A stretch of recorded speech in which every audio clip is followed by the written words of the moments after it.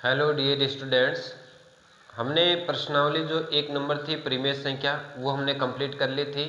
आज हम आपके प्रश्नावली नंबर 2 जो है उसका नाम है एक चर वाले रैखिक समीकरण। उसका थोड़ा बहुत हम पहले बेसिक देख लेते हैं। बेसिक देखने के बाद हम उसके आपके जो प्रश्नावली 2.1 है उसके ऊपर क्वेश्चन सॉल्व करेंगे। तो देखें ध्यान से, आपकी जो प्रश्नावली जो है उसका नाम है एक चर वाले रैखिक समीकरण। तो अभी ये जो नाम लिखा है इस नाम का अर्थ क्या है, पहले तो ये देखना पड़ेगा भाई इस प्रश्नावली के अंदर जो बेसिक है तो वो इसी के अंदर छुपा हुआ है। भाई इसी के आधार पर ही प्रश्नावली है पूरा। तो पहले अपन इसमें देख लेते हैं। जैसे आपको दिखाई दे रहा है कि एक चर, तो पहले तो चर क्या होता है ये समझना जरूरी है। तो यहाँ पर ध्यान से देखें, मैं आपको सबसे पहले बताऊं, जैसे चर जो है सिंपल आपको ध्यान में रखना है। चर जो होता है वो आपके जैसे x हो गया, y हो गया, z हो गया या ABCD जो भी है, इस तरीके से जो भी लिखा होता है उसको अपन क्या बोलते हैं, चर बोलते हैं। सेट हो गया होगा दिमाग में प्यारे बच्चों। अब हम बात करते हैं 2 नंबर जो होता है अचर। क्या होता है? अचर। अचर जो होता है चर का जस्ट उल्टा, मतलब नाम से दिखाई दे रहा है जस्ट उल्टा, लेकिन इसके अंदर होता क्या है, संख्याएं होती है। जैसे 4 हो गया, 20 हो गया या फिर मान लो 200 हो गया या कोई भी संख्या आप ले लो, यानी संख्यात्मक जो भी है, संख्यात्मक है वो सारे इसके अंदर आ गए संख्या। और जो चर बच गया x y z जो भी है वो सारे किस में आ गए, चर में। ये आपको चर और अचर के बारे में ध्यान होना चाहिए। तो इस चर का नाम क्लियर हो गया कि चर कौन से होते हैं। ओके, अब प्यारे बच्चों देखें कि इसके अंदर एक नाम जुड़ा है एक चर। क्या नाम जुड़ा है? एक चर, यानी केवल एक चर।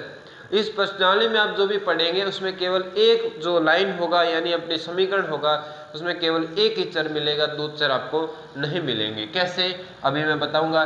पहले अपन देख लेते हैं रैखिक समीकरण क्या होता है। भाई जो रैखिक समीकरण है उसके बारे में पहले देखते हैं, बहुत इंपॉर्टेंट चीज है, थोड़ा सा ध्यान रखना है इसके ऊपर अपने को। जैसे रैखिक समीकरण, क्या नाम है इसका? रैखिक समीकरण। होता क्या है, रैखिक समीकरण जो होता है उसके अंदर बीच में जो होता है ना बराबर का चिन्ह लगा होता है। पहले तो ये ध्यान रखना है। यानी रैखिक समीकरण में लिखूं वह समीकरण जिसमें चर की अधिकतम यानी मैक्सिमम जो घात है, अधिकतम घात 1 हो, उसे रैखिक समीकरण कहते हैं। उसे क्या कहते हैं? रैखिक समीकरण कहते हैं। ओके प्यारे बच्चों, हमने देख लिया रैखिक समीकरण की परिभाषा। आपके दिमाग में आ रहा होगा सर ये समीकरण क्या है, सर तो चलो हमें पता है, ये अधिकतम क्या है, ये घात क्या है, चलो इनके बारे में देख लेते हैं। तो सबसे पहले मैं आपको ये समीकरण, तो इसके अभी जो रैखिक समीकरण जो अभी मैं एग्जाम्पल दूंगा तब आपके दिमाग में बैठ जाएगा। चर हमने देख लिया। अधिकतम का मतलब होता है कि जितना हो सके हाईएस्ट नंबर 10, मैंने कह दिया अधिकतम 10 से ज़्यादा बच्चे मेरी क्लास में नहीं आएंगे। या फिर मैंने कह दिया कि मेरी क्लास के अंदर मैक्सिमम बच्चे 40 ही होने चाहिए, यानी 40 बच्चे से ऊपर मैं नहीं लूँगा। यानी ऐसे हम कोई और एग्जाम्पल लेके अपन देख सकते हैं। या फिर आपने कह दिया कि मैं तो आज मैक्सिमम 3 रोटी ही खाऊंगा, यानी अधिकतम 3 रोटी लूँगा, यानी मैक्सिमम बता दिया आपने कि इससे मैं मतलब अधिक नहीं ले सकता मैं। इसी तरीके से अधिकतम का मतलब ये हो गया। अब घात क्या होता है, आपने देखा होगा कि किसी की संख्या, जैसे अपन 2 का स्क्वायर निकालते हैं 4, क्या निकालते हैं 4, तो ये जो लिखा है ना ऊपर इसका नाम होता है घात। क्या होता है? घात। और इसका क्या नाम होता है? आधार। ठीक है, इसका नाम हो गया घात और इसका नाम हो गया आधार। चलो ये तो ठीक है। अब एक चीज और ध्यान दें, घात हो गया, उसके बाद एक हो, घात क्या हो? एक हो। ये जो लिखा है ना घात, इसकी जगह ये हमेशा घात क्या होनी चाहिए? एक होनी चाहिए। उससे ही अपन क्या कहते हैं? रैखिक समीकरण कहते हैं। अब एक चीज और आपको ध्यान में रखना है कि यहाँ पर अपन देख सकते हैं कि बीच में रैखिक समीकरण के अंदर, मैं यहाँ पर आपको ये लाइन ध्यान रखना है कि समीकरण में समता, यानी समता ये वाला जो चिन्ह है, बराबर बोलते हैं अपन, समता या बराबर का प्रयोग होता है। क्लियर है? किसका प्रयोग होता है? समता यानी बराबर का प्रयोग होता है। यह आपको ध्यान में रखना है, यानी जिसके अंदर बराबर नहीं है वो समीकरण नहीं है, इतना सा आपको ध्यान में रखना है। फॉर एग्जाम्पल मैं लेऊं आपके सामने, जैसे 4x प्लस मैंने ले लिया 2, क्या ये समीकरण है? नहीं है, क्योंकि इसमें क्या है, बराबर नहीं है। यदि मैं इसको ऐसा लिख दूं, क्या ये समीकरण है? बिल्कुल समीकरण है ना? तो ये आपकी होगी समीकरण। फिर मैंने एक एग्जांपल और ले लिया, जैसे y प्लस 3 बराबर के अंदर 0 ले लिया, क्या ये समीकरण है? बिल्कुल है। कैसे पता चला प्यारे बच्चों आपको? क्योंकि इसमें बराबर का चिन्ह लगा है। चलो ये तो ठीक है। अब मुझे ये बताओ, क्या ये दोनों रैखिक समीकरण है? क्या ये रैखिक समीकरण है? तो ध्यान दें कि रैखिक समीकरण ये है। क्यों है? क्योंकि ये जो अपना चर दिखाई दे रहा ना, इसमें चर क्या है? x, इसमें चर क्या है? y। इनकी अधिकतम घात आपको क्या दिखाई दे रही है? 1 ही दिखाई दे रही है, यानी इसके ऊपर 2 नहीं लिखा है, इसके ऊपर 3 नहीं लिखा है, घात 1 ही है। क्या है? 1 ही है। इसका मतलब ये अपने कौन से हैं? रैखिक समीकरण है। ये हमने क्लियर कर लिया। अब देखें ध्यान से कि इसके अंदर थोड़ा बहुत अपन देख लेते हैं कि क्वेश्चन किस प्रकार के हैं, किस टाइप के हैं, उसके बाद हम क्वेश्चन को सॉल्व करेंगे। तो मैं आपको बता दूं कि इसके अंदर इस तरीके से समीकरण आएंगे, उनके अंदर आपको x का मान निकालना, y का मान निकालना, z का मान निकालना पूछा जाएगा। और बट्टे के अंदर भी कुछ आ सकता है, उसको पहले अपन इस तरीके से रैखिक समीकरण में चेंज कर लेंगे और उसके बाद उसका मान निकाल लेंगे। इस तरीके से अपने क्वेश्चन आएंगे। तो एक चीज आपके दिमाग में आ रहा होगा, हमने ये भी देखा होगा एक पदी और द्विपदी रैखिक समीकरण, एक पद द्विपद, तो उनके बारे में भी अपन ज़्यादा अपने बुक के अंदर उसके बारे में नहीं दे रखा है। बाकी अपने ध्यान में रहे तो देखें ध्यान से, इसमें कितने पद हैं? 2 पद हैं तो द्विपद हो जाएगा, 3 पद है तो त्रिपद हो जाएगा। तो अपने को सिर्फ यही ध्यान रखना है कि एक चर होना चाहिए, इसकी घात 1 होना चाहिए, वही अपना कौन सा है? रैखिक समीकरण कहलाता है। तो सिर्फ अपन इसी प्रश्नावली में केवल एक चर वाले रैखिक समीकरण, या तो x का मान निकालना या y का मान निकालना, 2 चीज साथ में नहीं आएगा, ऐसा नहीं है। सर आप सोच रहे होंगे कि 2 कैसे, जैसे मैं लिखा 2x प्लस वाई बराबर 0, ऐसे आपके इस प्रश्नावली में नहीं आएंगे। इसमें सर तो कितने आ गए? 2 चर आ गए, आपके केवल एक चर वाले रैखिक समीकरण होंगे, उन्हीं को आपको सॉल्व करना है। ओके, तो हम देखते हैं 2.1 के प्रश्न। तो उससे पहले मैं थोड़ी सी आपको बताना चाहता हूं, देखें ध्यान से कि जब भी अपन प्लस की संख्या को उधर लेके जाएंगे, जैसे मान लो प्लस की संख्या है, इसको इस बराबर से उधर भेजेंगे तो ये किसकी बन जाएगी? माइनस की। प्लस की संख्या जस्ट यहाँ से उधर जाएगी तो किसकी बनेगी? माइनस की। और दूसरी चीज़ देखें कि माइनस की संख्या जो है वो यहाँ से उठ के उधर जाएगी तो किसकी बन जाएगी? प्लस की बन जाएगी। यानी आपको ध्यान में क्या रखना है? चिन्ह चेंज हो जाता है। उसके बाद जब गुणा की बात करूँ कि गुणा की यदि कोई संख्या है वो उधर जाएगी तो किस में हो जाएगी? भाग के अंदर चली जाएगी। और भाग की जो भी कोई भी है संख्या वो उधर जाएगी, किस में चली जाएगी? गुणा के अंदर चली जाएगी। तो ये आपको ध्यान में रखना है। जस्ट क्या हो जाता है, एक दूसरे के उल्टे हो जाते हैं। प्लस उधर जाएगा माइनस, माइनस उधर जाएगा प्लस, गुणा उधर जाएगा भाग में, भाग उधर जाएगा गुणा में। या फिर घटाव की संख्या, माइनस की संख्या इधर आएगी तो किस में जाएगी? प्लस। ऐसा भी कर सकते हैं। तो इसके आधार पर अपने सारे क्वेश्चन हैं जो आपके 2.1 जो है 2.1 के प्रश्न हैं उनको अपन सॉल्व कर लेते हैं।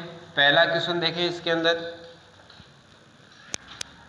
जैसे पहला प्रश्न है आपके x माइनस 2 बराबर 7, ये दे रखा है। तो अभी अपन ने देखा था रैखिक समीकरण। अब आप देखें ध्यान से, क्या ये रैखिक समीकरण है? क्योंकि इसमें केवल x है, एक चर वाले रैखिक समीकरण है, क्योंकि यहाँ पर x अकेला है, एक ही चर है। तो यहाँ पर ये हो गया x का मान अपने को क्या करना है? यहाँ से निकालना है। तो देखें कैसे, यानी ये कह रहा है कि x के बराबर क्या आंसर क्या आएगा वो हमें बताएं। तो देखें ध्यान से कि इसको यदि मैं x ही लेके आना है ना तो इसको यहाँ से हटाना पड़ेगा। ये जो -2 लिखा है ना, इसको यहाँ से हटा के उधर भेजना पड़ेगा। अभी अभी अपन ने देखा था कि माइनस की संख्या उधर जाएगी बराबर से, तो किसकी बन जाएगी? प्लस की बन जाएगी। इसका मतलब ये इस तरीके से बन जाएगा, x बराबर 7 तो पहले था, ये 2 यहाँ से उठकर इधर आया तो 2 किसका बन गया? प्लस का बन गया। यानी ये अपने 7 और 2 कितने हो जाएंगे? 9। यानी x का आंसर कितना आ जाएगा? 9। x बराबर 9, ये हो गया पहले का आंसर। अब हम देख लेते हैं 2 नंबर। इसी प्रकार से 2 नंबर में क्या लिखा है? y + 3 बराबर लिखा है 10, ये लिखा है। अब इसमें देखें कि हमें तो y का मान निकालना है, यानी चर के बराबर अपने को निकालना है। इसका मतलब इस 3 को यहाँ से हटाना पड़ेगा, और 3 प्यारे बच्चों किसका यहाँ पर? प्लस का, और उधर जाते ही किसका हो जाएगा? माइनस का हो जाएगा। इसका मतलब y बराबर के अंदर 10 तो पहले था, ये प्लस का 3 उधर जाएगा तो किसका बन जाएगा? माइनस का 3 बन जाएगा। इसका मतलब 10 में से 3 कम करने पड़ेंगे, और क्या बच जाएगा? 7 बच जाएगा। इसी तरीके से अपन प्रश्न नंबर 3 देखते हैं।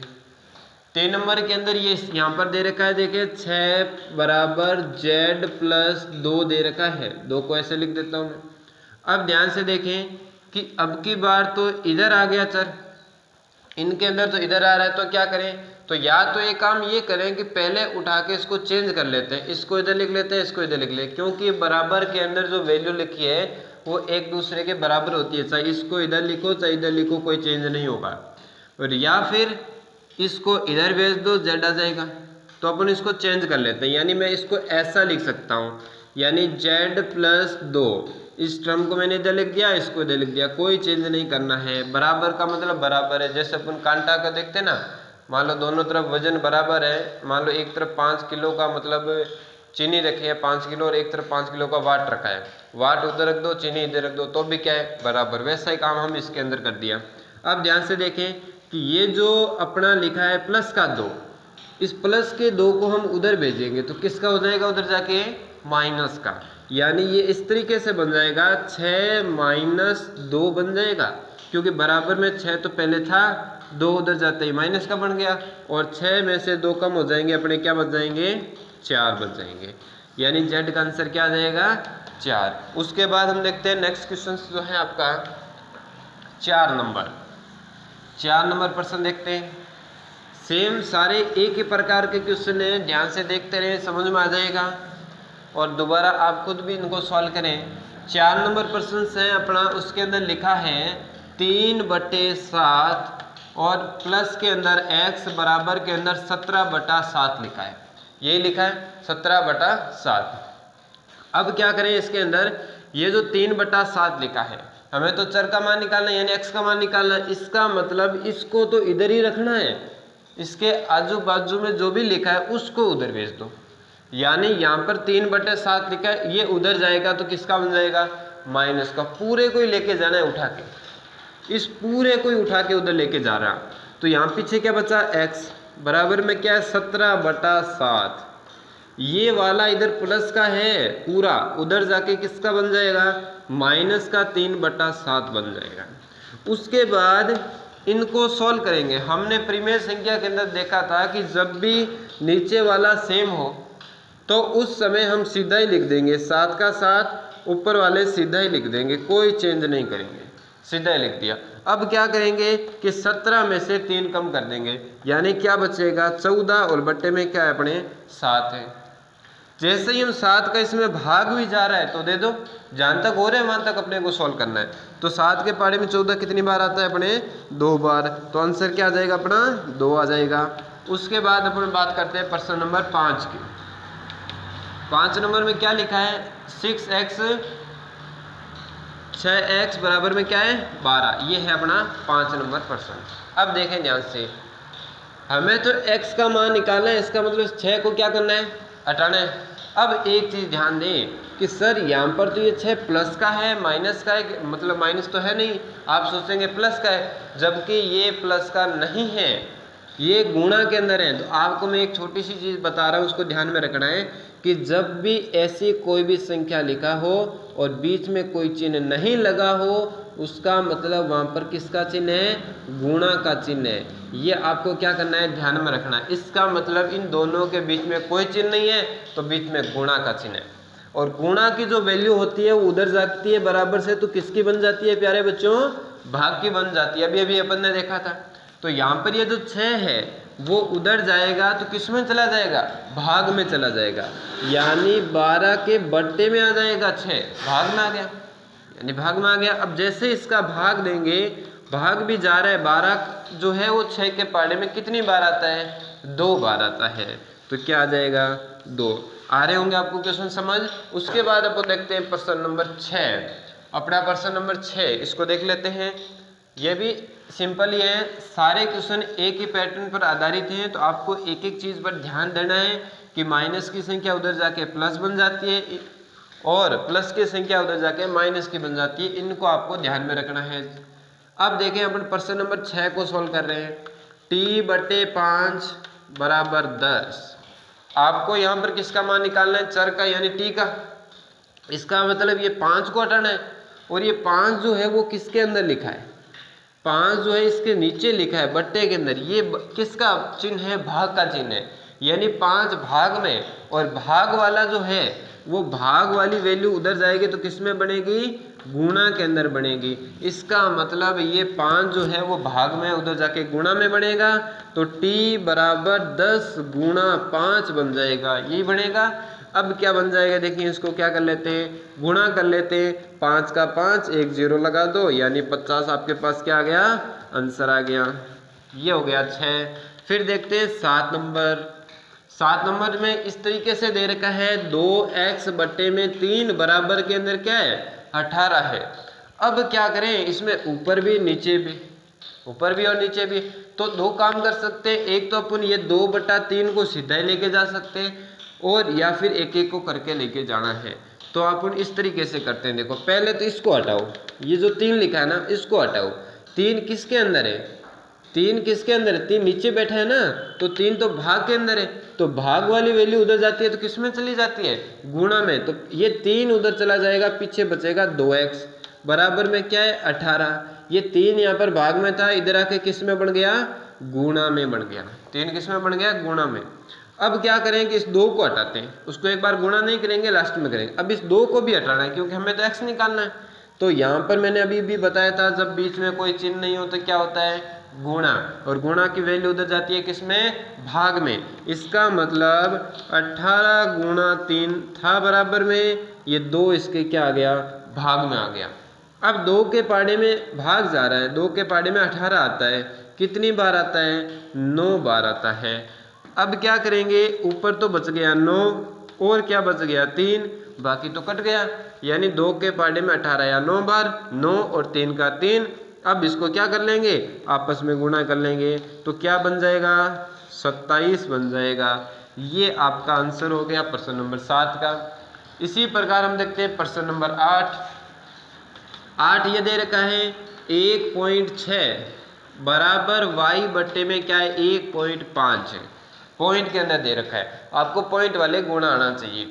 अब क्या करें, या तो आप काम करो कि इसको इधर लिख लो, इसको इधर लिख लो, जो हमें निकालना है ना उसको अपन इधर लिख लेते हैं, LHS साइड की तरफ लिख लेते हैं। इसको इधर लिख लेते हैं y बट्टे में 1.5 बराबर, इसको इधर लिख दिया, कोई चेंज नहीं होगा, ध्यान रखना अभी तक कोई चेंज नहीं किया है हमने, सिर्फ इसको इधर लिखा है।